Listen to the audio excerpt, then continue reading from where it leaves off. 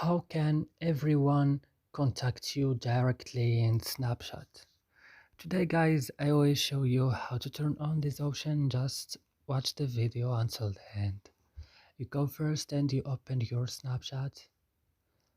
After this, when your Snap is opening, you go here and you open your profile.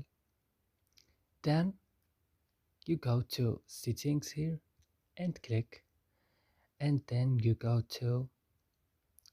down and you go to privacy control. In contact me you click, then you will change, for example, this or this to everyone. Here you will just click to everyone like that, and that's it. It's done for you now. So I hope this video is useful and helpful for you. Don't forget to like and subscribe in our channel, and see you next video.